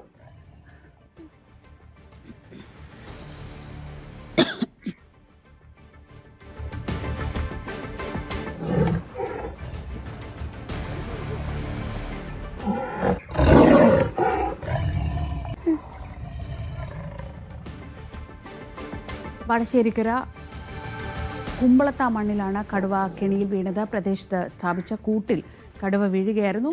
നേരത്തെ ആ ഭാഗത്തുള്ള ആളുകളെ ആശങ്കയിലാക്കി നിരവധി വളർത്തുമൃഗങ്ങളെ കടുവ കൊന്നിരുന്നു. അതിനുശേഷമാണ് ഇപ്പോൾ കടുവ വനംവകുപ്പ് സ്ഥാപിച്ച കൂട്ടിൽ വീണത്.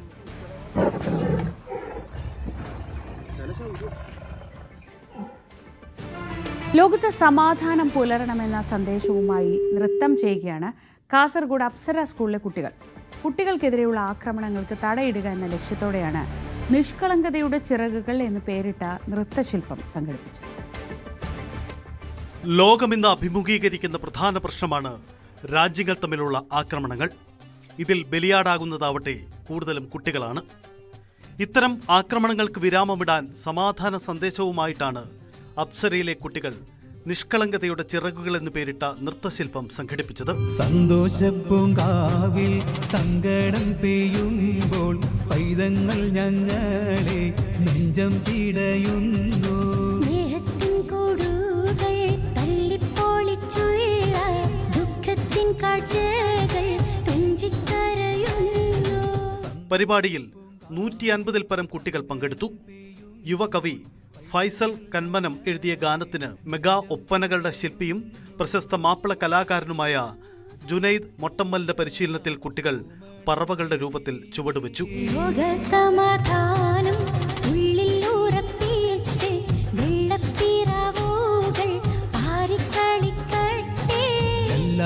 പാടി കളിച്ചു പഠിച്ചവർ നാടിൻ വിളക്കായി ശാന്തി ചൊരിയട്ടെ.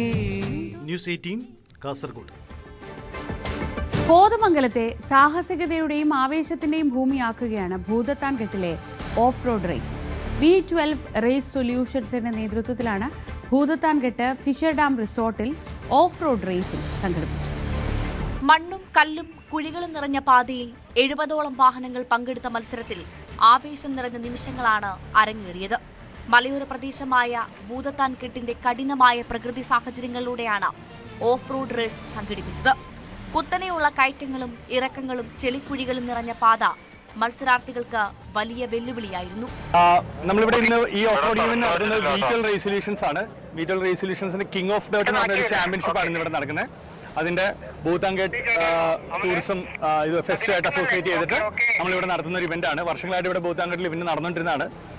ഒന്നും കൂടി നമ്മൾ റീസ്റ്റാർട്ട് ചെയ്ത് കുറേ നാളൊരു ബ്ലോക്ക് വന്നിരുന്നു. അപ്പോൾ അതൊന്ന് റീസ്റ്റാർട്ട് ചെയ്ത് ഇനി എല്ലാ വർഷവും ഇങ്ങനെ ഒരു കിങ് ഓഫ് ഡേർട്ടും ഉണ്ട്. നമുക്ക് അതുപോലെ തന്നെ ക്വീൻ ഓഫ് ഡേർട്ട് എന്ന് പറഞ്ഞ ലേഡീസിന് വേണ്ടിയിട്ടൊരു സെപ്പറേറ്റ് ക്ലാസ്സും ഉണ്ട്. എല്ലാ വർഷവും ഇങ്ങനെ ഒരു ഇവന്റ് തന്നെ നടത്താൻ പറ്റുമെന്ന് വിചാരിക്കും. വാഹനങ്ങളുടെ കരുത്തും ഡ്രൈവർമാരുടെ കഴിവും ഒരുപോലെ പരീക്ഷിക്കുന്നതായിരുന്നു ഈ റേസ്. ഏതാനും വാഹനങ്ങൾക്ക് കേടുപാടുകൾ സംഭവിക്കുകയും ചെയ്തു. കടുത്ത വെയിലും ചൂടും നിറഞ്ഞ അന്തരീക്ഷമായിരുന്നിട്ടും ഓഫ് റോഡ് റേസ് കാണാൻ നിരവധി ആളുകൾ സ്ഥലത്തെത്തിയിരുന്നു. V12 റേസ് സൊല്യൂഷന്റെ നേതൃത്വത്തിൽ ഭൂതത്താൻകെട്ട് ഫിഷർ ഡാം റിസോർട്ടിൽ സംഘടിപ്പിച്ച കിങ് ഓഫ് ഡേയ്സ് ചാമ്പ്യൻഷിപ്പിന്റെ ഭാഗമായാണ് റേസ് നടന്നത്. Diesel, petrol, open, ladies, experts എന്നീ 5 കാറ്റഗറികളിലാണ് മത്സരങ്ങൾ സംഘടിപ്പിച്ചതെന്ന് ഭാരവാഹിയായ വരുൺ പറഞ്ഞു. ന്യൂസ് 18 കോതമംഗലം. ഇനി ശബരിമലയിലേക്ക്. ശബരിമല സന്നിധാനത്തെ തിരക്ക് തുടരുകയാണ്. ഇന്നലെ 76,000-ത്തിലധികം തീർത്ഥാടകരാണ് ദർശനം നടത്തിയത്. മണ്ഡലപൂജയ്ക്കുള്ള ഒരുക്കങ്ങളൊക്കെ ആയി വരുന്നു. അവിടെ മണ്ഡലപൂജയ്ക്ക് മുന്നോടിയായി ആറന്മുള പാർത്ഥസാരഥി ക്ഷേത്രത്തിൽ നിന്ന് തങ്കയങ്കി ഘോഷയാത്ര നാളെ പുറപ്പെടും. 26-നാണ് തങ്കയങ്കി ചാർത്തിയുള്ള ദീപാരാധന. 27-ന് മണ്ഡലപൂജ നടക്കും. ശ്രീജിത്ത് വിവരങ്ങളുമായി. ശ്രീജിത്ത്, മണ്ഡലപൂജയുടെ ഒരു അന്തരീക്ഷത്തിലേക്കും അതിൻ്റെ ഒരു മൂഡിലേക്കും ഒക്കെ പതുക്കെ സന്നിധാനം മാറുകയാണെന്ന് തോന്നുന്നു. ഒരുക്കങ്ങളൊക്കെ എത്രയായി? തിരക്ക് അതുപോലെ തന്നെ ഉണ്ട്. അപ്പോൾ സ്വാഭാവികമായി ഇനിയിപ്പോൾ വെക്കേഷൻ തുടങ്ങുകയാണ്. 24-ാം തീയതിയാണ് വെക്കേഷൻ തുടങ്ങുന്നത്. അതോടുകൂടി വലിയ തിരക്കിലേക്ക് തന്നെ സന്നിധാനം പോകും. ശ്രീജ, തീർച്ചയായും തിരക്കുണ്ടാകും. ആ 1-2 ദിവസങ്ങളിലെന്ന് പ്രതീക്ഷിക്കേണ്ടി വരും. പക്ഷേ ഇവിടുത്തെ അവധി ദിവസങ്ങളിൽ ഇന്നലെ പതിവ് പോലെ ഏതാണ്ട് സാധാരണ 1,00,000-ത്തിനടുത്തൊക്കെ ഭക്തരെത്തുമെങ്കിൽ ഇന്നലെ 76,000-ത്തിൽ പരം ഭക്തർ മാത്രമാണ് ശബരിമല സന്നിധാനത്ത് ദർശനം നടത്തിയത് എന്നുള്ളതാണ്. ഈ 24-ന് അവധി തുടങ്ങുമ്പോൾ ഉണ്ടാകുന്ന ഒരു ആകെ 25-26 ദിവസങ്ങൾ മാത്രമാണ് പിന്നെ ഫലത്തിൽ ഉണ്ടാകുക. പക്ഷെ ആ ദിവസങ്ങളിൽ നിയന്ത്രണമുള്ള ദിവസങ്ങൾ കൂടിയായിരിക്കും. ഏതാണ്ട് ഹൈക്കോടതിയുടെയൊക്കെ ഒരു അഭിപ്രായം കൂടി കേട്ട ശേഷമായിരിക്കും ഒരുപക്ഷെ 30,000, 40,000 എന്നൊക്കെ നിജപ്പെടുത്താനുള്ള സാധ്യതയുണ്ട് എന്നാണ് നമുക്ക് മനസ്സിലാക്കാൻ സാധിക്കുന്നത്. എന്തായാലും എല്ലാ ഒരുക്കങ്ങളും പൂർത്തിയായി. ഇനി നാളെ ആറന്മുള പാർത്ഥസാരഥി ക്ഷേത്രത്തിൽ നിന്ന് തങ്കയങ്കി ഘോഷയാത്ര പുറപ്പെടുകയാണ്. അത് ഇങ്ങോട്ടുള്ള സന്നിധാനത്തേക്കുള്ള ശരണവഴിയിൽ പല ക്ഷേത്രങ്ങളിലും സ്വീകരണമൊക്കെ ഏറ്റുവാങ്ങിയാണ് വരിക. 26-ന് ഉച്ചയോടുകൂടി പമ്പയിൽ എത്തുന്ന തങ്കയങ്കി ഘോഷയാത്ര തൊട്ടടുത്ത ദിവസമാണ്. അതായത് 26-ന് വൈകുന്നേരം ഇവിടേക്ക് എത്തിച്ചേരും. ദീപാരാധനയ്ക്ക് തൊട്ടു മുൻപ് എത്തിച്ചേരും. സാധാരണ തിരുവാഭരണ ഘോഷയാത്രയൊക്കെ എത്തുന്നത് പോലെ തങ്കയങ്കി ഘോഷയാത്രയ്ക്കും വലിയ സ്വീകരണം സന്നിധാനത്ത് ഒരുക്കിയിട്ടുണ്ട്. 27-നാണ് ഈ വർഷത്തെ മണ്ഡല പൂജ. അത് ഏതാണ്ട് രാവിലെ ഒരു 11:30 സമയത്താണ് അതിൻ്റെ മുഹൂർത്തമുള്ളത്. ആ സമയത്താണ് തങ്കയങ്കി ചാർത്തിയുള്ള ദീപാരാധന, ഈ മകരസംക്രമ പൂജ നടക്കുക. അതിനെ തുടർന്ന് ദീപാരാധനയും ഉണ്ടാകും. എന്തായാലും അത്തരം ഒരുക്കങ്ങളെല്ലാം പൂർത്തിയായി കഴിഞ്ഞിരിക്കുന്നു. ഇനിയിപ്പോൾ വളരെ കുറച്ച് ദിവസം മാത്രമായി മണ്ഡലപൂജയ്ക്കുള്ള ഒരുക്കങ്ങൾ മണ്ഡലപൂജയ്ക്ക് ഇനി കുറച്ച് ദിവസങ്ങൾ മാത്രമേ ഉള്ളൂ. ഇപ്പോൾ എന്തായാലും ക്ഷേത്രത്തിൽ ഉഷപൂജ നടക്കുകയാണ്. അതിൻ്റെ ഭാഗമായുള്ള ദീപാരാധന ചടങ്ങുകൾ നടക്കുകയാണ്. തിങ്കളാഴ്ചകളിലാണ് സാധാരണഗതിയിൽ വലിയ തിരക്ക് അനുഭവപ്പെടാറുള്ളത്. അതുകൊണ്ട് തന്നെ ഇന്ന് സ്വാഭാവികമായും വലിയ തിരക്കിലേക്ക് തന്നെ ശബരിമല സന്നിധാനം മണ്ഡലപൂജയ്ക്ക് തൊട്ട് മുൻപുള്ള തിങ്കളാഴ്ച എന്ന നിലയിൽ വലിയ തിരക്കുണ്ടാകുമെന്ന പ്രതീക്ഷയാണ് ഉള്ളത്. ശ്രീജിത്ത്, ഈ പുതിയ പരിഷ്കാരങ്ങളൊക്കെ നിലവിൽ വന്നു തുടങ്ങിയല്ലോ. കേരളീയ സദ്യ വരുന്നു. അങ്ങനെ പുതിയ ഭരണസമിതി ചുമതലയേറ്റ ശേഷം ഇനിയിപ്പോൾ മണ്ഡലപൂജയാണ് അവർക്ക് മുന്നിലുള്ള തിരക്കായാലും. നമ്മൾ ആദ്യത്തെ ഈ സീസണിൻ്റെ തുടക്കത്തിലൊക്കെ കണ്ട ഒരു തിരക്കൊക്കെ നമ്മുടെ മനസ്സിലുണ്ട്. അപ്പോൾ അത് മുൻകൂട്ടി കണ്ടുകൊണ്ടുള്ളൊരു തയ്യാറെടുപ്പും പുതിയ ഭരണസമിതിയുടെയൊക്കെ നേതൃത്വത്തിൽ നടക്കുന്നുണ്ടോ? തീർച്ചയായും പുതിയ ദേവസ്വം ബോർഡ് പ്രസിഡന്റും അംഗങ്ങളും ഒക്കെയാണുള്ളത്. അതനുസരിച്ചുള്ള ഒരു ക്രമീകരണങ്ങൾ അവരുടെ ഭാഗത്ത് നിന്ന് നേരത്തെ പല ചർച്ചകളും നടത്തിയിരുന്നു. ഇനി 26-നാണ് Devaswom board president K. Jayakumar ഉൾപ്പെടെയുള്ളവർ ശബരിമല സന്നിധാനത്ത് എത്തുക. പോലീസിന്റെ നേതൃത്വത്തിലാണ് പ്രത്യേകിച്ച് തിരക്ക് നിയന്ത്രിക്കുന്നതിന് വേണ്ടിയുള്ള ക്രമീകരണങ്ങളുള്ളത്. അത് അതിൻ്റെ ഒരുക്കങ്ങളും കഴിഞ്ഞ കുറേ ദിവസങ്ങളായി നടന്നു വരുന്നുണ്ട്. പല ഘട്ടത്തിൽ പലതരത്തിലുള്ള ചർച്ചകൾ നടന്നു. പ്രത്യേക സുരക്ഷ, കൂടുതലായി ഒരുപക്ഷെ പോലീസ് ഉദ്യോഗസ്ഥരെ നിയോഗിക്കാൻ വേണ്ടിയുള്ള ശ്രമങ്ങളുണ്ടാകും. ഈ മണ്ഡലപൂജയ്ക്ക് മുന്നോടിയായും ഒരുപക്ഷെ ഈ മകരവിളക്ക് പോലെ തന്നെ നേരത്തെ ഭക്തർ തലേ ദിവസമൊക്കെ എത്തി ഇവിടെ തങ്ങാനുള്ള സാധ്യതയുണ്ട് എന്ന് കണക്ക് കൂട്ടുന്നുണ്ട്. അതുകൊണ്ട് തന്നെ പരമാവധി ആളുകൾ ശബരിമല സന്നിധാനത്ത് ഉണ്ടാകാനുള്ള ഒരു സാധ്യതയാണുള്ളത്. ആ ദിവസങ്ങളിൽ എത്തുന്ന ഭക്തർക്ക് നിയന്ത്രണമുണ്ടെങ്കിൽ പോലും. അതുകൊണ്ട് തന്നെ പരമാവധി എത്തുന്ന ഭക്തർക്ക് മണ്ഡലപൂജാ ദിവസം അയ്യപ്പനെ തൊഴാനുള്ള ഒരു സൗകര്യം ഒരുക്കുക എന്നുള്ളതാണ് പുതിയ ബോർഡിന് മുന്നിലുള്ള ഒരു പ്രധാനപ്പെട്ട ഇടപെടലും അവരുടെ പ്രവർത്തനവും അതിനുവേണ്ടി തുടരുകയാണ്. ഇന്നലെ മുതൽ പുതിയ സദ്യയൊക്കെ കൊടുത്തു തുടങ്ങിയുള്ള പരിപാടി തുടങ്ങിക്കഴിഞ്ഞു. ഒന്നിടവിട്ട ദിവസമാണ്. ദേവസ്വം ബോർഡിൻ്റെ ഒരു ഉത്തരവൊക്കെ വരുന്നതിന് മുൻപ് തന്നെ നേരത്തെ പ്രഖ്യാപിച്ചുകൊണ്ട് തന്നെ ഇന്നലെ മുതൽ സദ്യ എന്ന നിലയിൽ അത് വിളമ്പിക്കൊടുക്കുന്ന സാഹചര്യമൊക്കെയാണ് ഉണ്ടായിട്ടുള്ളത്. എന്തായാലും ഇനിയുള്ള ദിവസങ്ങളിലെ തിരക്ക് കൃത്യമായി നിയന്ത്രിച്ച് മുന്നോട്ട് പോകുക എന്നുള്ളത് ദേവസ്വം ബോർഡിനെ സംബന്ധിച്ചും പോലീസിനെ സംബന്ധിച്ചും വളരെ പ്രധാനപ്പെട്ടതാണ്. ആ നിലയിലുള്ള ക്രമീകരണങ്ങളാണ് സന്നിധാനത്ത് നടക്കുന്നത്. ശ്രീജ. ജി ശ്രീജിത്താണ് വിവരങ്ങൾ നൽകിയത്. സന്നിധാനത്ത് തിരക്ക് തുടരുകയാണ്. ഇനി മറ്റൊരു വാർത്തയിലേക്ക് പോകാം. ദേശീയ താരങ്ങളെ വളർത്തിയെടുത്ത വയനാട് കുപ്പാടിയിലെ കടമാൻചിറ ഇന്ന് നാശത്തിന്റെ വക്കിലാണ്. ഏഷ്യൻ ഗെയിംസ് താരം ബിജി വർഗീസ് ഉൾപ്പെടെയുള്ളവർ നീന്തിക്കയറിയ ഈ കളരി ഇന്ന് അവഗണന കൊണ്ട് ശ്വാസം മുട്ടുകയാണ്.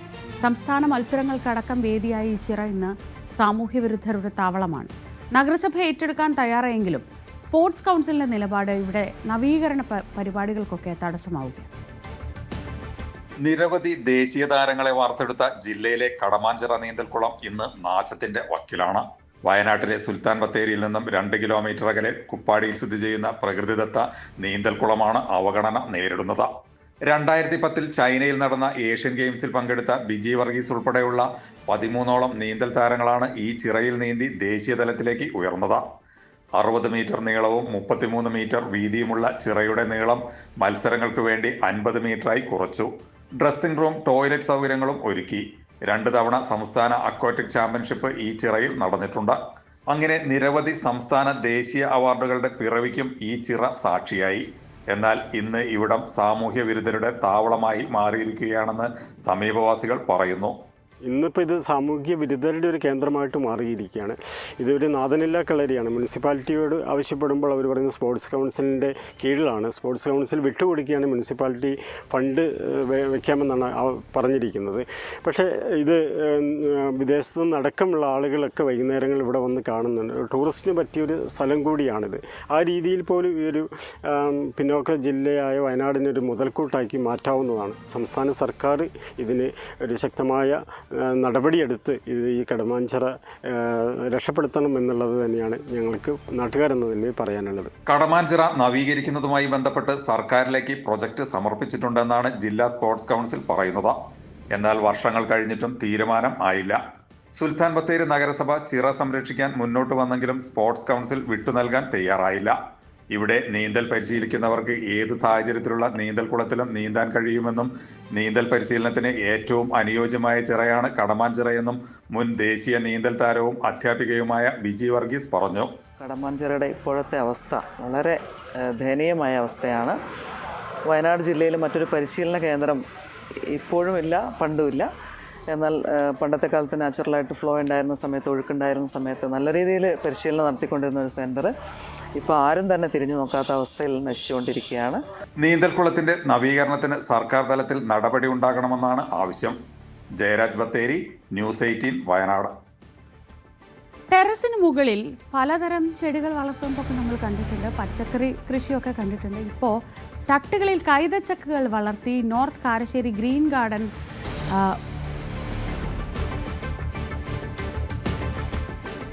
ഗാർഡൻ ഉസന്റെ പരീക്ഷണം വിജയം. നിരവധി അന്യരാജ്യ പഴവർഗ്ഗങ്ങൾ മലയോര മേഖലയിൽ പരിചയപ്പെടുത്തിയ ഉസൻ അടുത്ത കാലത്താണ് കൈതച്ചക്കയിലേക്ക് തിരിഞ്ഞത്. 12ഓളം വ്യത്യസ്ത ഇനം കൈതച്ചക്കകളാണ് അദ്ദേഹം ഇപ്പോൾ നട്ടുപരിപാലിക്കുന്നത്.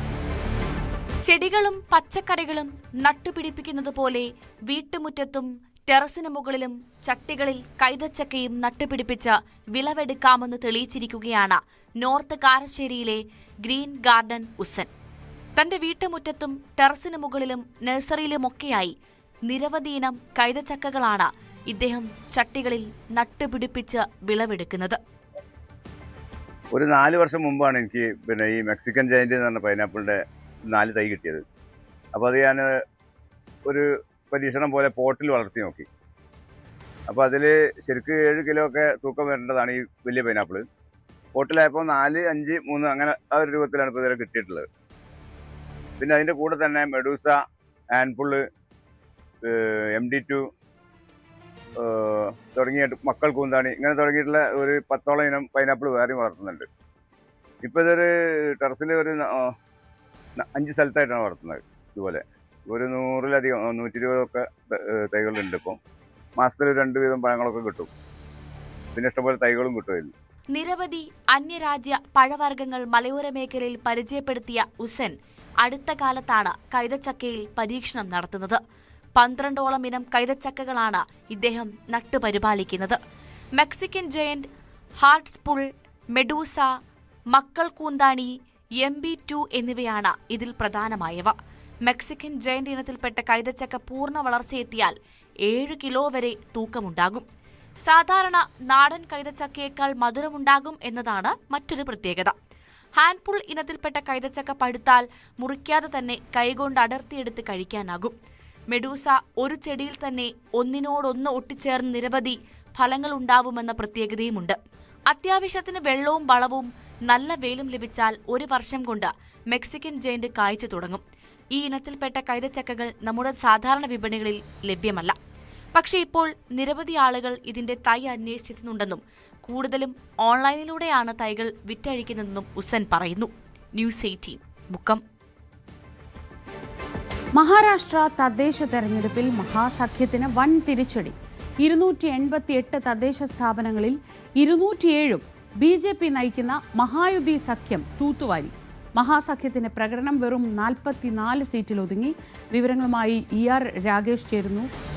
രാകേഷ്, ഈ തദ്ദേശ തെരഞ്ഞെടുപ്പിലെ തിരിച്ചടി സംസ്ഥാന രാഷ്ട്രീയത്തെ ഏത് രീതിയിലായിരിക്കും സ്വാധീനിക്കാൻ പോവുക? തെരഞ്ഞെടുപ്പ് ഫലത്തിന്റെ ഒരു ഷോക്ക് എത്രത്തോളം ഉണ്ട് മഹാസഖ്യത്തിന്?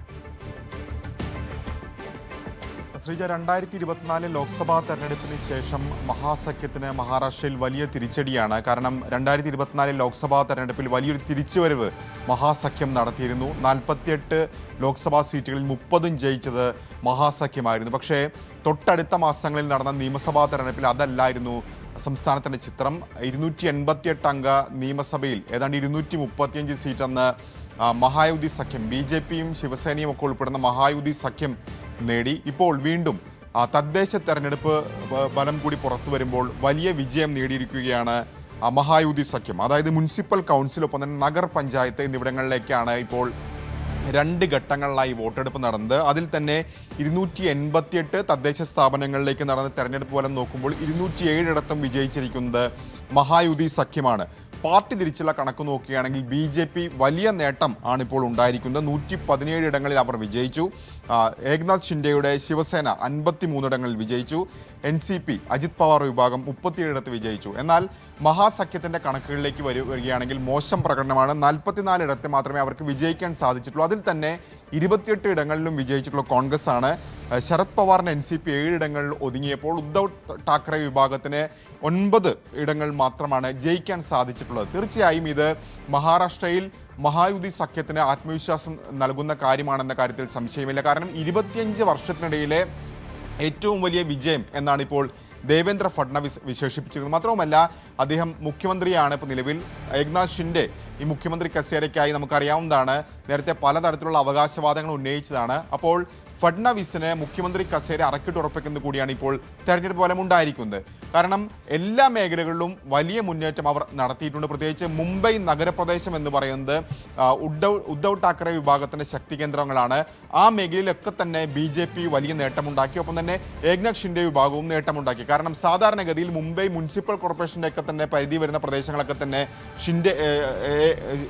ടാക്കറെ വിഭാഗത്തിന് വലിയ സ്വാധീനമുള്ളതാണ്. അവിടെയൊക്കെ തന്നെ നേട്ടമുണ്ടാക്കാൻ ഏതായാലും ഷിൻഡെ വിഭാഗത്തിനും സാധിച്ചിട്ടുണ്ട്. ഈ തെരഞ്ഞെടുപ്പ് ഫലം ആത്മവിശ്വാസം നൽകുന്ന മറ്റൊരു കാര്യത്തിൽ കൂടിയാണ്. പ്രത്യേകിച്ച് ബൃഹൻ മുംബൈ മുനിസിപ്പൽ കോർപ്പറേഷൻ തെരഞ്ഞെടുപ്പ് ജനുവരി 15-ാം തീയതി നടക്കാനിരിക്കുകയാണ്. പ്രത്യേകിച്ച് ശിവസേന അവരുടെ ഒരു പ്രസ്റ്റീജിയസ് ഇഷ്യൂ ആയി കണക്കാക്കുന്നതാണ് ഈ പറയുന്ന ബൃഹൻ മുംബൈ മുനിസിപ്പൽ കോർപ്പറേഷൻ തെരഞ്ഞെടുപ്പ്. അതുൾപ്പെടെ 28 ഇടങ്ങളിലാണ് ഇനി ജനുവരി മാസത്തിൽ തെരഞ്ഞെടുപ്പ് നടക്കാനിരിക്കുന്നത്. തീർച്ചയായും ഈ തെരഞ്ഞെടുപ്പ് മഹായുതി സഖ്യത്തിന് വലിയ ആത്മവിശ്വാസം നൽകുമെന്ന കാര്യത്തിൽ സംശയമില്ല. പ്രത്യേകിച്ച് ഇന്ത്യ സഖ്യത്തിൽ അത് കൂടുതൽ പ്രശ്നങ്ങൾക്കും വഴിവെക്കാനുള്ള സാധ്യതയുമുണ്ട്. കാരണം നേരത്തെ തന്നെ കോൺഗ്രസ് ഒറ്റയ്ക്ക് മത്സരിക്കുമെന്ന പ്രഖ്യാപനമൊക്കെ തന്നെ നടത്തിയാണ്. MNSുമായി കൂട്ടുകൂടുമെന്ന് ഉദ്ധവ് ഠാക്കറെയും അത്തരം ചർച്ചകളിലേക്കൊക്കെ തന്നെ ഈ ഘട്ടത്തിൽ കടക്കുകയും ചെയ്തിട്ടുണ്ട്. ഏതായാലും BJPയെ സംബന്ധിച്ച് മഹായുതി സഖ്യത്തെ സംബന്ധിച്ച് വലിയ ആത്മവിശ്വാസം, പ്രത്യേകിച്ച് അടുത്ത മാസം തെരഞ്ഞെടുപ്പ് നടക്കാനിരിക്കെ വലിയ ആത്മവിശ്വാസമാണ് അവർക്ക് ഈ തെരഞ്ഞെടുപ്പ് ഫലം നൽകുന്നത്. ഈ മഹാസഖ്യത്തിനകത്ത് അഭിപ്രായ വ്യത്യാസം, അവർ കോൺഗ്രസ് ചില മണ്ഡലങ്ങളിൽ മാത്രം ഇറങ്ങുന്നു, NCP അവർക്ക് സ്വാധീനമുള്ള മണ്ഡലങ്ങളിൽ മാത്രം ഇറങ്ങുന്നു. അങ്ങനെ പ്രചരണത്തിൽ തൊട്ടേ ആ കല്ലുകടി ഉണ്ടായിരുന്നു. അതല്ലേ രാകേഷ് സത്യത്തിൽ ഇപ്പോഴത്തെ ഈ ഇത്രയും വലിയൊരു തിരിച്ചടിയിലേക്ക് വരെ കൊണ്ടെത്തിച്ചിട്ടുള്ളത്? അതെ ശ്രീജ, ഈ കണക്കുകൾ നോക്കുമ്പോൾ അത്തരം വലിയ തിരിച്ചടി, ഏകോപനമില്ലായ്മ അവരെ വലിയ തോതിൽ ബാധിച്ചിട്ടുണ്ട്. പ്രത്യേകിച്ച് അവർ കഴിഞ്ഞ നിയമസഭാ തെരഞ്ഞെടുപ്പ് നോക്കുകയാണെങ്കിൽ അധികാരത്തിൽ തിരിച്ചു വരാൻ കഴിയുമെന്ന് പ്രതീക്ഷിച്ചാണ്. പക്ഷേ അതല്ല കണ്ടത്. പക്ഷേ ഇപ്പോഴത്തെ കണക്കുകൾ നോക്കുമ്പോഴും അവർക്ക് വലിയ തിരിച്ചടിയാണ് ഉണ്ടായിരിക്കുന്നത്. ഇപ്പോൾ എല്ലാ മേഖലകളിലും വലിയ തിരിച്ചടി ഉണ്ടായിരിക്കുന്നതാണ് കാണുന്നത്. കാരണം വെസ്റ്റേൺ മഹാരാഷ്ട്ര നോക്കുകയാണെങ്കിൽ അവിടെ NCPയുടെയും ഒക്കെ തന്നെ കോൺഗ്രസിൻ്റെയും ഒക്കെ തന്നെ ശക്തി കേന്ദ്രങ്ങളായിരുന്നു. അവിടെ വലിയ തിരിച്ചടി അവർക്ക് ഉണ്ടായിട്ടുണ്ട്. BJP മുംബൈ മേഖലകളിലും കൊൺകം മേഖലയിലും ഒക്കെ തന്നെ വലിയ മുന്നേറ്റം നടത്തിയിരിക്കുന്നതായി കാണാൻ സാധിക്കുന്നു.